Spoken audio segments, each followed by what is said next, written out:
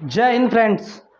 आज हम जो है फाइनल अकाउंट का जो है दूसरा पार्ट देखेंगे। इसमें जो है फाइनल अकाउंट के किस तरीके से जो है हम तीन पार्ट्स में जो है उसको जो डिवाइड करके पढ़ते हैं। पहला ट्रेडिंग, जैसे प्रीवियस में बताया था, trading, profit and loss account, balance sheet. तो उसमें जो ट्रेडिंग को किस तरीके से निकालते हैं, ये होता है वर्टिकल फॉर्म। ये जो है ना थ्योरेटिकल फॉर्म में कैसे फॉर्मूले बनते हैं, सारा कुछ बनेगा इसी से, लेकिन हम थ्योरेटिकल वे में भी निकालते हैं। क्योंकि जैसे कि 3 मार्क्स का जो क्वेश्चन आता है तो आपको केवल ये नहीं कहेगा ट्रेडिंग बनाओ, वो कुछ चीज़ें दे देगा, बोलेगा ये निकाल के दिखाओ। अब वो बोल देगा नेट सेल बताओ, तो net cell purchase, net purchase बताओ, तो उसके लिए कुछ नहीं करना है, इसको देखने की ज़रूरत नहीं है। ठीक है, नेट परचेज जैसे आपने जितना माल खरीदा और जितना आपका जो रिटर्न गया वो माइनस कर दो तो क्या आ जाएगा, नेट परचेज। नेट सेल में भी वही कि आपने जैसे जो है 100 लाख का अपना माल बेचा और उसके बाद जो है ना आपके माल जो यानी कि आपके गुड्स बेचने से कुछ रिटर्न आ गया जैसे कि 10 लाख का, तो 10 लाख आप क्या कर लोगे, लेस। क्योंकि पहले आपने कितना बुक किया था, 100 लाख, लेकिन आप क्या एक्चुअल में 100 लाख है वो नहीं, अब कितना आपका 90 लाख। ठीक है, तो उसको माइनस कर लेते हैं, क्या कर लेते हैं, माइनस। इसका दो नाम है, एक रिटर्न आउटवर्ड है, परचेज रिटर्न को कहते हैं, सेल्स रिटर्न, रिटर्न इनवर्ड को कहते हैं। ये आपने जो है ना 10वें 11वें चैप्टर में पढ़ा होगा था, अदर सब्सिडरी बुक में आपको बताया गया था। ठीक है, एक होता COGS, यहाँ एस जो है भूल गया, कॉस्ट ऑफ गुड सोल्ड। ये बहुत ना सही सटीक है, यहाँ निकालने के लिए 3 मार्क्स या 2 मार्क्स का क्वेश्चन जरूर आता है। फुल फॉर्म भी पूछ लेते हैं। COGS का होता है कॉस्ट ऑफ गुड्स सोल्ड। अब देखो ध्यान से, ओपनिंग स्टॉक, परचेज कौन सा, नेट वाला, प्लस डायरेक्ट एक्सपेंस। ये जितने भी हैं, ये जितने भी हैं, ये जितने भी हैं, ये सारे क्या होते हैं, डायरेक्ट एक्सपेंस। क्या होते हैं, डायरेक्ट एक्सपेंस। ठीक है, उसको प्लस कर लेंगे और ये लास्ट वाला जो है ना आपका ये क्लोजिंग स्टॉक, क्या कर लेंगे, क्लोजिंग स्टॉक माइनस। ये सेल्स नहीं जाएगा, बस क्लोजिंग स्टॉक जाएगा।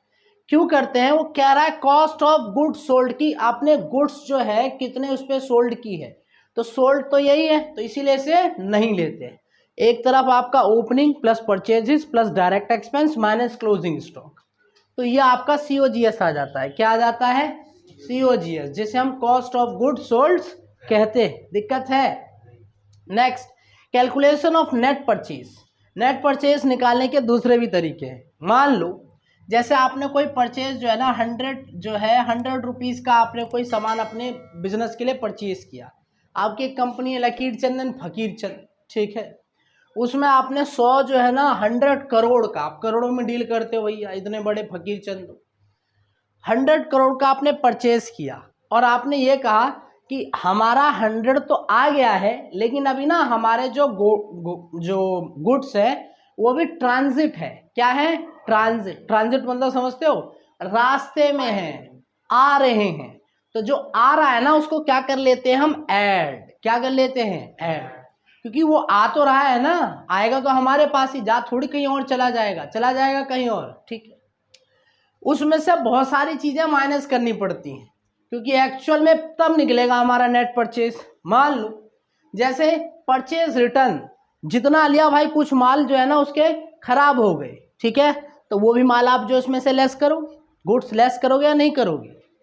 ड्राइंग, आपने बोला भाई ये ना जैसे कि कैलकुलेटर के आर्टिकल्स है, ऐसे कैलकुलेटर आ गए आपको घर में, इसकी जरूरत पड़ गई, ऐसे कैलकुलेटर को आपने क्या करा, भाई 10 मेरे घर ले आओ, आपस में 2 पार्टनर हो, 10-10 तुम ही ले गए, तो भैया माल गया या नहीं गया, तो वो क्या हो जाएगा, ड्राइंग। तो उसे भी क्या करेंगे हम, लेस। आप ना दिल के बहुत अच्छे हो, आप बहुत अच्छा जो है दानवीर हो, दान करते रहते हो, वैसे तो करोगे नहीं आप, लेकिन आप डोनेशन, आप जैसे किसी चैरिटी को दे देते हो या किसी को NGO को डोनेट कर देते हो, तो उसके लिए यहाँ पे माइनस कर देंगे। दोनों एक ही है, डोनेशन और चैरिटी। जो जो यहाँ माइनस हो रहा है यहाँ पे भी वही माइनस होगा।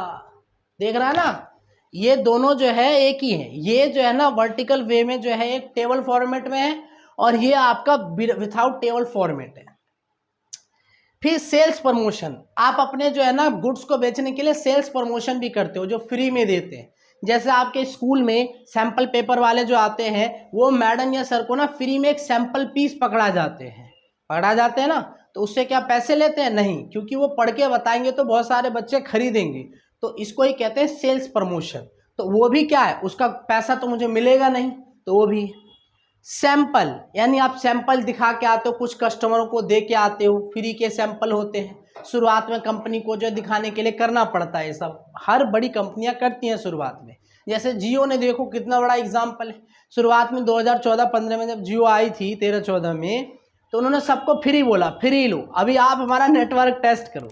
1 साल तक 2 साल तक मुफ्त में दिया, फिर धीरे धीरे उसके रिचार्जेस बढ़ा दिए। आज देखो सबसे ज़्यादा रिचार्जेस उसके, चार्ज ज़्यादा है ना, नहीं है।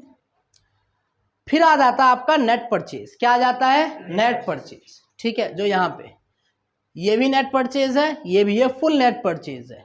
इसमें केवल हम परचेज रिटर्न घटाते हैं, ठीक है। अब आ जाते हैं एडजस्टेड परचेज। एडजस्ट परचेज जो निकालते हैं, ओपनिंग स्टॉक, ये नेट परचेज यहाँ डाल दोगे।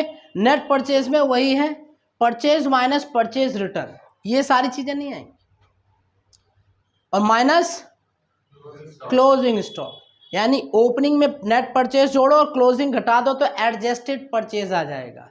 ये आगे पढ़ेंगे कि एडजस्टेड परचेज कब निकाला जाता है, जब क्लोजिंग स्टॉक ट्रायल बैलेंस में दिया हो ना, तब ये निकाला जाता है। अभी बता देता हूँ, जब ट्रायल बैलेंस में क्लोजिंग स्टॉक नीचे ना दे करके उसके फॉर्मेट में दे रखा होता है, तब ये एडजस्टेड परचेज आता है। ये कब आता है, जब आप इतनी सारी ट्रांजैक्शन करते हो, तब ये जो निकाला जाता है, ये फुल फ्लैश है। फिर आपका ये टेबुलर फॉर्म में आ जाता है, ट्रेडिंग अकाउंट, जो हमारे फाइनल अकाउंट का सबसे जो है फर्स्ट पार्ट है। सबसे पहले क्या है, ओपनिंग स्टॉक, जो हमारी कंपनी का 1 अप्रैल को जो वैल्यू होगी स्टॉक को, उसे हम क्या कहेंगे, ओपनिंग स्टॉक। परचेज, जो आपने इस साल परचेज किया है, यहाँ पे जो खर्चे आपने सारे घटाए थे वो सारे लेस कर देंगे। एक इसमें नया आ जाता है लॉस ऑफ स्टॉक, कि आपके गोडाउन में आग लग गई, तो आग लग गया या लग गई जो भी है, तो वो आपका क्या होगा, यहाँ पे नुकसान होगा या नहीं होगा, तो कहाँ से जाएगा, परचेज से ही तो जाएगा। माल ला करके रखा था, वो माल में आग लग गया, हमारे गोडाउन में आग लग गई, जो फायर वो हो गया, तो उसके बाद ये जो नुकसान होगा वो भी क्या होगा, लेस। क्या होगा, ठीक है। अभी इसके बाद इसमें भी आता है आपका लॉस वाला, क्योंकि अगर सेल का आइटम रखे उसमें भी आग लगी तो वहाँ पे भी तो होगा। फिर आता है वेजिस, जो हम अपने जो है ना मैन्युफैक्चरिंग, जहाँ पे लेबर काम करते हैं, तो उनको जो हम पैसा देते हैं उसे कहते हैं वेजिस, मजदूरी। कोई जो है ना हफ्ते भर में भी लेता है, कोई 15 दिन में, कोई हर रोज का ले लेता है, हाँ या ना, इसीलिए उसे कहते हैं वेजिस, मजदूरी, ठीक है। फिर आता है फ्रेट, जो भाड़ा लगाते हो, लाने ले जाने का, माल बेचने का, माल लाने का भाड़ा लगाते हो कि नहीं लगाते हो। कार्टेज इनवर्ड, बहुत सारी रिफिलिंग करते हो, चिंक भरते हो, और भी चीजें। पावर एंड फ्यूल, आपको तेल और उसकी तो जो है जरूरत पड़ेगी, इसका दूसरा नाम है इलेक्ट्रिसिटी, ठीक है, वहां पे भी लाइट चाहिए। तो ये सारे किस में आ जाते हैं, आपके डायरेक्ट एक्सपेंस में, ठीक है। इन सबको एक तरफ हमने क्या कर लिया, ऐड कर लिया।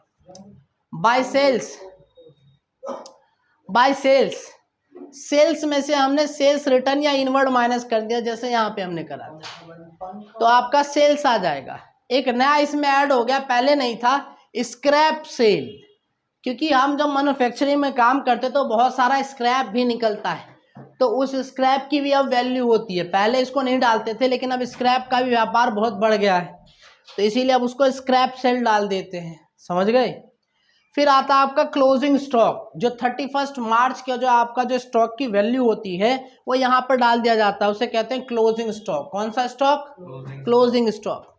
अब अगर क्रेडिट साइड ज़्यादा है, मतलब आपकी इनकम ज़्यादा है और आपके खर्चे कम है, तो प्रॉफिट आएगा। क्या आएगा, प्रॉफिट। और आपके इनकम कम खर्चे ज़्यादा हैं तो क्या जाएगा, लॉस, जिसे हम ग्रॉस लॉस कहते हैं, और इसको कहते हैं जीपी, मतलब ग्रॉस प्रॉफिट। क्या होता है, ग्रॉस प्रॉफिट, ठीक है। इसके ऊपर ये फॉर्मूला भी है, जीपी रेशो कैसे निकालते हैं, सीओजीएस का बहुत यूज होता है, रेशो वाले में करेंगे इसको। तो इसमें अगर आपको कोई दिक्कत है तो बताइए। दिक्कत है, पक्का, ओके।